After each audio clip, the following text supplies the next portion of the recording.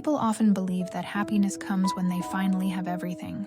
But strangely, it's often when life feels full that something inside begins to feel empty. There are nights when the city lights still shine brightly, and suddenly, you realize you no longer feel joy in the things that once made your heart race. Your job is stable, your relationships are fine, everything seems to be in its place. And yet there's a quiet space within you, a small, aching absence, as if life is missing something subtle, but deeply essential. Hermann Hesse, the author of Siddhartha, once walked through nights like these. A man of fame and talent, celebrated across Europe, yet carrying a fractured soul. The years of war and relentless loss drew him into depression. His marriage fell apart. His child passed away. And at one point, the thought of ending his life came dangerously close. It was in that darkest hour that he began to write Siddhartha. Not as a story to teach enlightenment, but as an act of self-redemption, a quiet dialogue between reason and the soul, between despair and the longing for peace. He didn't write to preach. He wrote to understand. And that's why Siddhartha doesn't hand you answers. It offers spaces of silence, where you can find your own reflection between the lines. Years later, Paulo Coelho, the author of The Alchemist, said that Siddhartha was the book that awakened him, the light that guided him through the darkest chapter of his life. Perhaps we are all living our own version of Siddhartha, thinking we're searching for the meaning of life, when in truth, we're simply trying to find our way back to ourselves. Because sometimes to find peace, we must first walk through chaos. We must dare to step into the storm within, to realize that peace is not found elsewhere, but in how we see, how we feel, and how we choose to live each present moment. I'm Juliana Grey, and this is where we let books help us see deeper into ourselves, to slow down, to soften, and to find a quiet peace amid the rush of life. And today, through Siddhartha, we'll explore 3 things that every soul must one day learn to see oneself, to see the world, and to see all beings.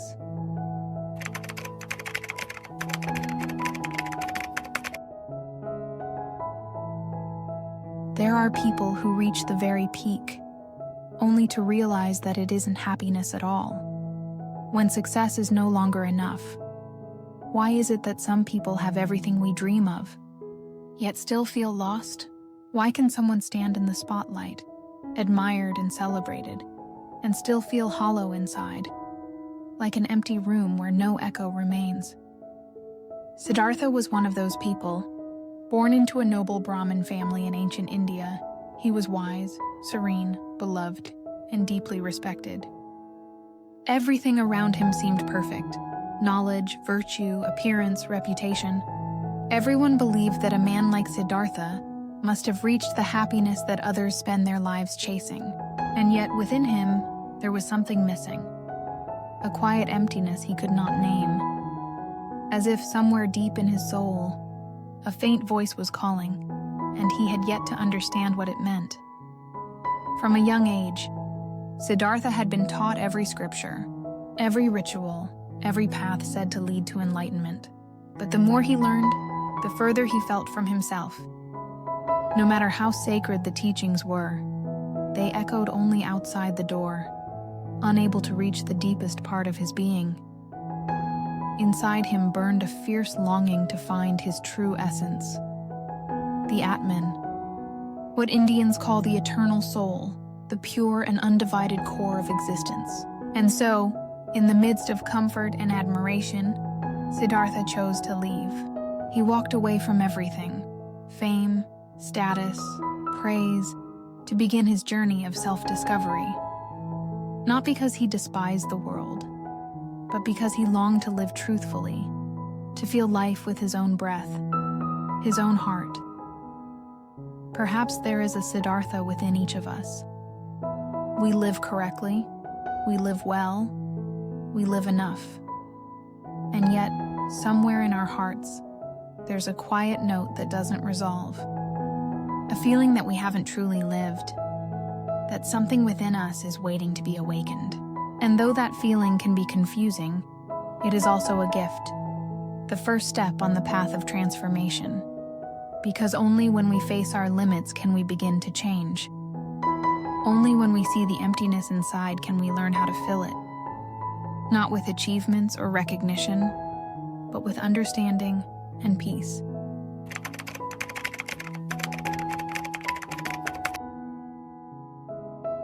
When knowledge is no longer wisdom.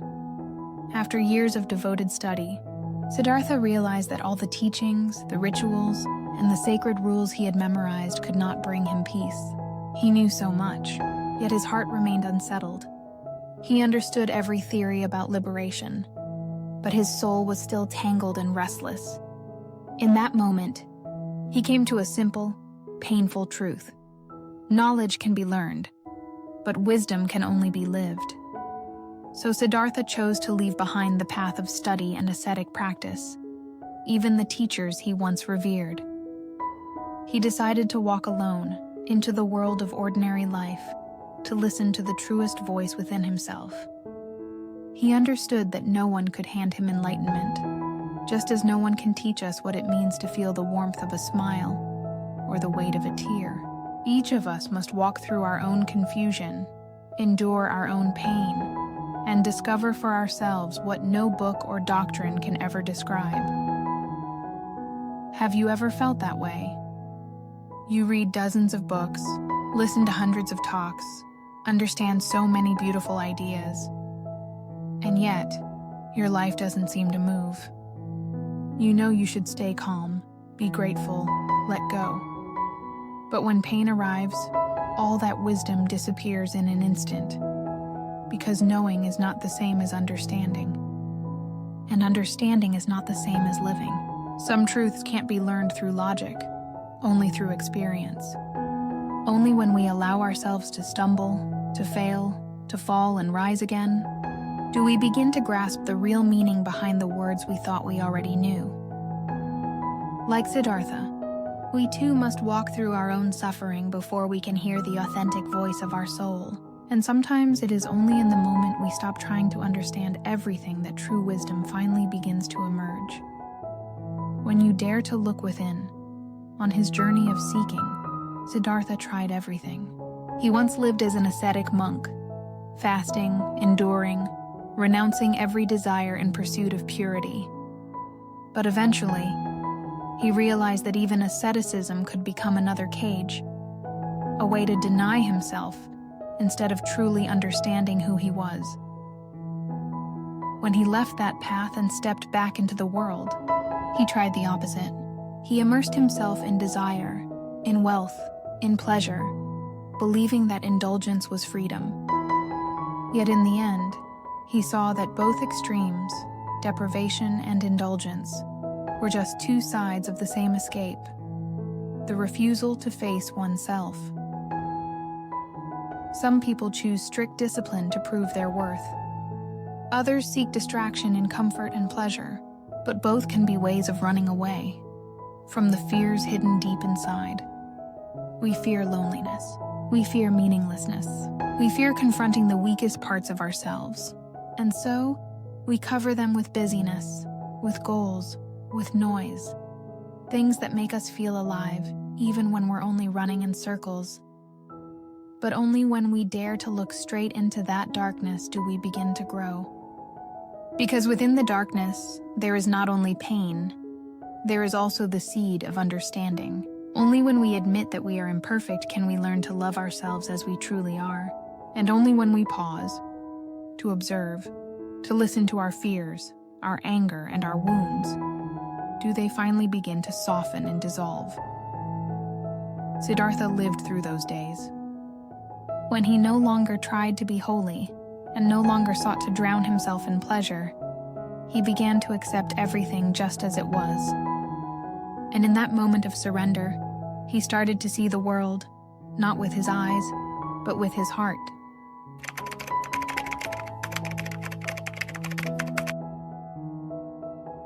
We can never understand the world by standing outside of it. No one can truly understand life by only observing it from a distance. That was what Siddhartha came to realize after leaving his life of asceticism.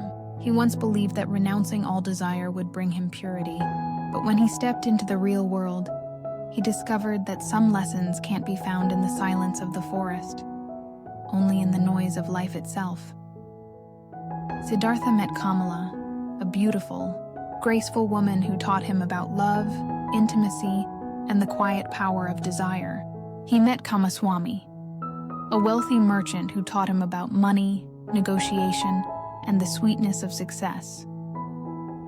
At first, Siddhartha remained mindful, still aware of his inner balance. He could pause before temptation, seeing everything as an experience to observe. But the world has a way of drawing people in, a gentle yet irresistible pull. Slowly, he began to be swept away by the very things he once looked down upon. Fame, pleasure, wealth, and comfort became a quiet tide that carried him farther and farther. He began to seek joy in possession, in endless indulgence. And as people often say, desire is like toothpaste. Once it's out, it's hard to put back. When passion grows unchecked, it devours reason. It makes us forget who we are and what we once longed for. From a man who wished to transcend the world, Siddhartha became a man consumed by it. He lost his stillness, his clarity, and the freedom within his heart. But perhaps this too was part of his path. For only when we fall deep enough do we begin to awaken. Sometimes, we can only understand light after being lost too long in the dark. It's only when we hit the bottom that awakening begins. There are lessons that can only be learned when we have fallen all the way down. When there's nothing left to hold on to, nowhere left to hide. That's when life begins to teach us in its quietest, most honest way. After years of chasing pleasure and success, Siddhartha felt exhausted. He looked at himself and saw a stranger. The man who once sought understanding was now tired, disillusioned, and empty. He left the city and wandered aimlessly until he reached the riverbank, where the water flowed silently, as if watching everything. In his deepest despair, he thought of ending his life, to escape the weight of guilt and the emptiness pressing on his heart. But in that final moment, when his will had given up and his mind went still, a faint sound rose within him, soft as breath, the quiet sound of life itself. He realized that even this pain was teaching him something. That no experience is wasted, no step truly meaningless. Everything that has hurt us had its reason. It came to teach us about ourselves, about our limits, our pride, our fears, and our capacity to love. If we have never been lost, we can never understand the beauty of finding our way again. If we have never suffered, we can never grasp the depth of compassion. Siddhartha understood that every mistake is a lesson, and that life itself is a path of practice, where every fall is a chance to grow. Just like us, people living in the rush of modern life, often so weary that we forget why we began. We are all searching for balance, between work and soul, between pressure and dreams, between pain and hope. Each of us carries invisible scars, and it's those very scars that make us softer, more understanding, more human. Because life is not about avoiding mistakes. It's about awakening through them. Only when we dare to walk through the darkness can light truly find its way back into our hearts.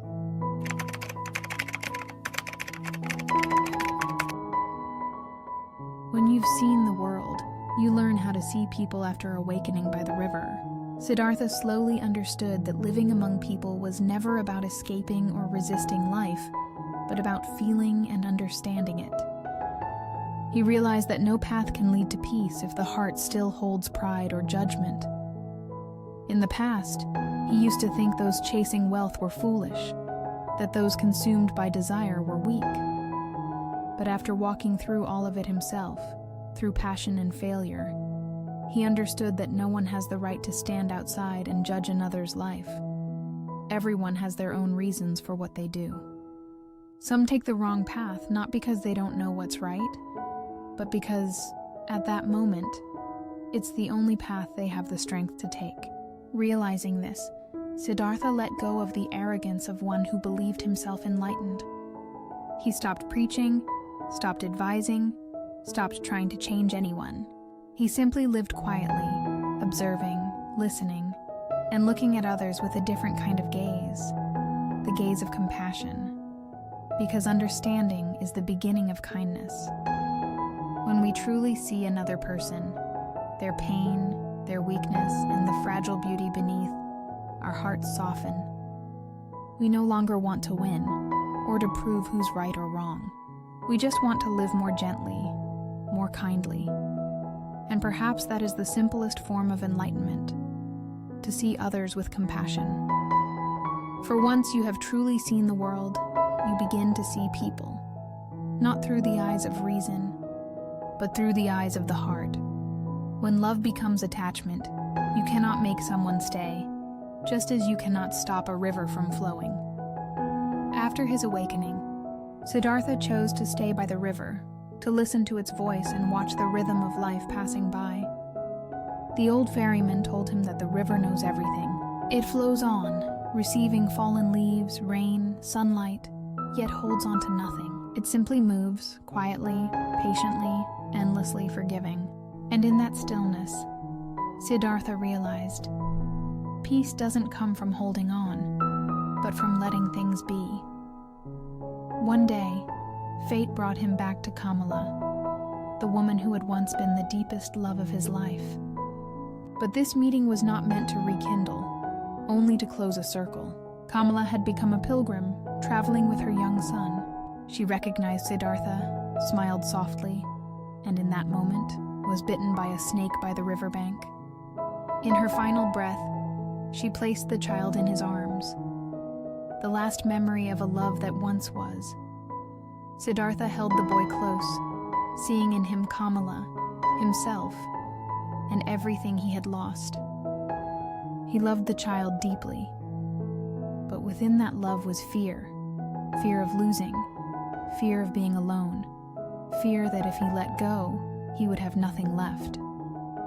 And slowly, love began to turn into attachment. He wanted to keep the boy close, to protect him, to teach him how to live the right way. But love without understanding easily becomes control. The boy longed for freedom, resented his father's care, and eventually ran away, leaving Siddhartha alone by the river, his eyes watching silently, unable to call him back. In that moment, he realized with pain that he was repeating his father's mistake. Years ago, he had left his own family in search of freedom, driven by the same longing to live his own truth. And now, he too was trying to hold on, in the name of love, just as his father once tried to hold on to him. The river kept flowing, clear, still, and unjudging. It didn't stop, didn't cling, didn't regret. It seemed to whisper that everything has its own current, and that true love isn't about possession, but about allowing the one you love to be free. Love doesn't need ownership to exist. It is free like the wind, soft like water, and only real when it no longer demands to be returned. The more we cling, the more we lose. Only when we let go can we love without fear. Like the river, no matter who comes or who leaves, it continues to flow, gently, patiently, forever present. And perhaps that is the most complete way to love like a river.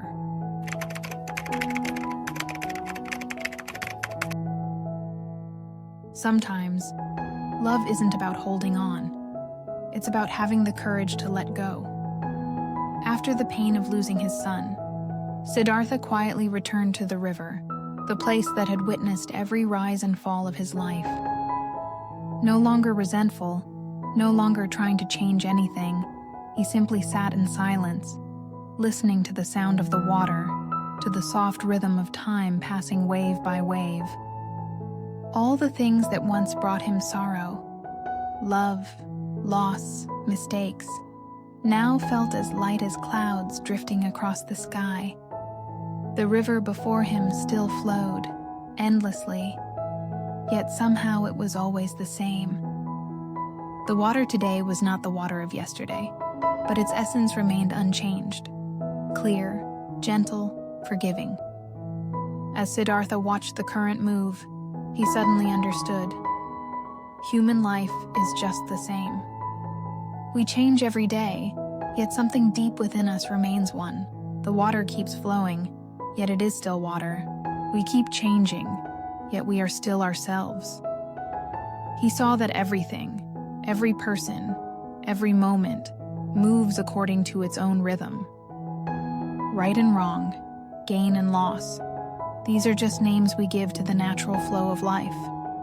When we stop judging, stop dividing everything into good or bad, everything begins to blend into one. There is no longer a line between happiness and sorrow, between holding on and letting go, only life itself, flowing gently, whole and undivided. In that stillness, Siddhartha could finally hear the voice of the river, the voice of life itself. It didn't teach through words, but through presence. It didn't tell him to change, only reminded him. Everything already is. And in that moment of surrender, Siddhartha felt true peace. Enlightenment, he realized, is not found by rejecting life, but by seeing it and accepting it fully. Because when the heart becomes still enough, we can finally hear the voice of the river, the gentlest sound of life itself. To live fully, you must learn to see, not with your eyes, but with your heart, because the eyes can only see what lies outside, but the heart sees what's hidden within. Siddhartha walked nearly every path a human being can take, from the light of knowledge to the darkness of desire, from discipline to indulgence, from seeking understanding to accepting not knowing, and in the end, he realized that life is a journey through 3 ways of seeing, 3 layers of awakening that every soul must experience. To see yourself is to recognize your limits. No one can truly grow without facing the fragile, fearful, imperfect parts within. Only when we dare to look inside do we see the truth about ourselves, both the beauty and the shadows we've avoided. And the moment we acknowledge them, change begins. To see the world is to experience and understand it.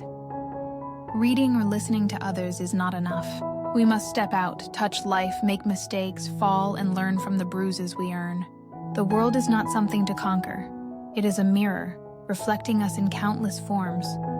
The more we experience, the more we realize that every person, every story, carries a lesson meant to teach us something about being human. To see others is to love and accept them. When we stop judging and stop trying to fix, we finally begin to understand. Because understanding is the beginning of kindness, and love is the result of understanding. Love is no longer possession or demand. It becomes empathy, the ability to see another as ourselves, to see the world through the eyes of compassion. In the end, Siddhartha came to a profound realization. The opposite of truth is also truth. Love and hate, gain and loss, right and wrong, they are only 2 faces of the same existence. Life isn't divided into black and white. It's only we who try to cut it in half. But when we look deeply enough, all opposites dissolve into one, like a river that keeps flowing yet remains itself. So live a life that doesn't run from pain, doesn't fear mistakes, doesn't cling to outcomes, because everything within us, the heartbreaks, the confusion, the wounds, is part of the awakening. There is nothing to reject, nothing to perfect. Everything is already enough, if only we learn to see.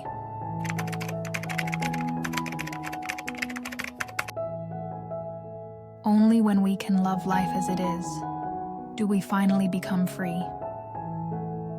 I no longer compare this world to the perfect one I once wished for. I accept it, I love it, and I belong to it. That was Siddhartha's final truth. Simple, yet carrying the weight of an entire human journey. After years of seeking, struggling, and losing himself, He realized that awakening isn't about finding something new. It's about returning to what has always been here. This life, in its raw and unfiltered wholeness. He learned to see himself, to understand, to accept both the light and the shadow within his heart. He learned to see the world, to grow through experience, through mistakes, through the very chaos he once tried to escape. And he learned to see others, to love, to forgive, to recognize that everyone is walking their own path, carrying their own joys, fears, and desires. The river kept flowing, unchanged and eternal. It shifted every moment, yet remained itself, just like the human soul, ever-changing and everlasting. It received everything, falling leaves, morning sun, afternoon rain, without resistance, without holding on. And in that endless flow, it found eternity.